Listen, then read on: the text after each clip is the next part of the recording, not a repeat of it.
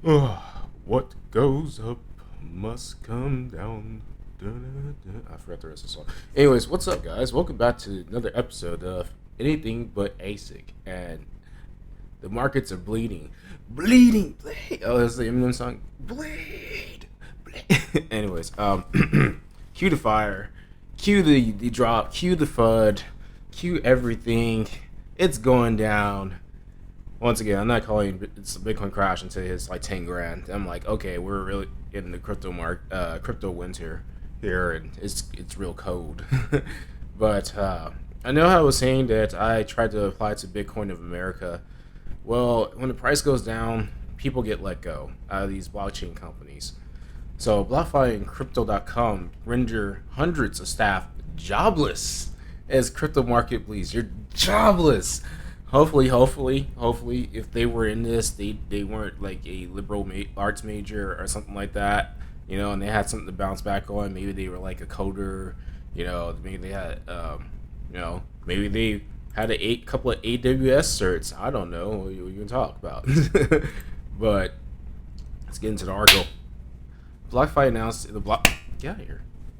BlockFi announced in a blog post Tuesday that it was letting go a sizable number of staff, 20% of its total headcount, around 170 to 200 employees.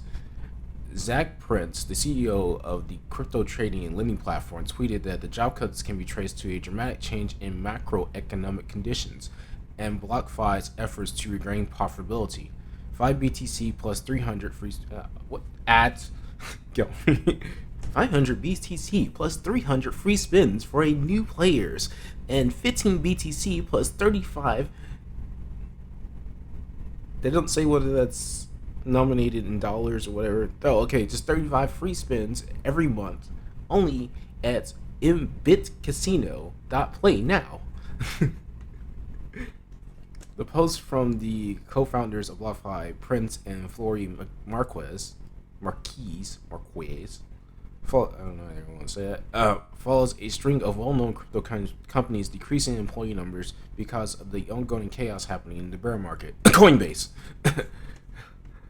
Peter Thiel, a venture capitalist, has backed BlockFi's explosive growth in recent years, which has been fueled by the low borrowing costs and the spike in cryptocurrency values. Prior to the disclosure of the most recent personnel layoffs, BlockFi's workforce increased from 150 in the end of 2020 to 850. It's not really a big company. BlockFi Crypto.com crack under pressure is not the only crypto startup to reduce its workforce. According to Twitter thread by its CEO Chris Marzakilos, I completely butchered that. Crypto.com stated on Friday that it is terminating the contracts of roughly 260 employees. Mr. M, let's call him Chris M, tweeted on Friday that the company made through tough and necessary decisions to maximize profitability and long-term growth at a period of market turmoil. That's my favorite word now. Turmoil. BlockFi reported cue the turmoil. BlockFi reported it raised more than 957 million since its 2017 start and aimed for a valuation of approximately 5 billion in 2018. The layoffs are yet another sign of problems for the once dominant crypto space. Celsius has recently halted all accounts withdrawals and transactions, citing extreme market conditions. The crypto lending company has lent clients more than 8 billion, making it one of the largest players in the crypto lending sector. Crypto market turmoil forcing companies to cut jobs. Gemini Trust and Cryptocurrency Exchange announced earlier this month that it intends to cut 10% of its personnel, while Coinbase Global reported it's rescinding employment offers and ceasing its hiring drive. And only recently, both Bitso and Bootinbit, that's how you say it. Anyways, Bybit, which is called Bybit, announced layoffs and cut their staffing levels. The crypto economy fell below the 1 trillion mark on Monday as the whole crypto business report dropped nearly 15% of its worth in U.S. dollars in its preceding day. Bitcoin, the most sought after crypto asset in the world, sank to a low of 22,600 on Monday, while a multitude of alternative digital currencies also declined. In the aftermath of the crypto economic bear market turbulence over the past 2 weeks, digital currencies companies have been laying off employees. Well, Peter Schiff warns don't buy the dip. Don't buy the dip. As Bitcoin crashes on recession fears. Not financial advice. So if you had a job in the crypto community, the cut man's coming for you. The Reaper is coming to claim your job because they based it in fiat dollars and how much fiat they can get out of it. And that's not the, I guess you could say it's not the right way to do cryptocurrencies. But hey, Bitcoin mining equipment older than 2019 reaches shutdown price. We're going to talk about some crypto mining. With the recent fall of Bitcoin, some mining rigs produced in 2019 are working in the red as the amount they mine does not compensate for the energy they spend. But they will at some point get more than they would get now when the difficulty drops. So just turn it back on when the difficulty drops and wait for the pump up again. Or just go solar, bruh. or if they're that, go nuclear.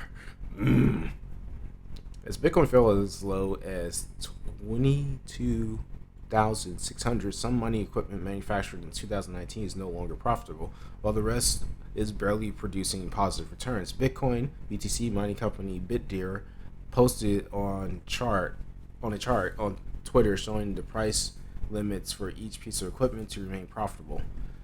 For your information, we published the latest list of shutdown price below which crypto mining machines in this chart will have to be shut down for lack of profitability.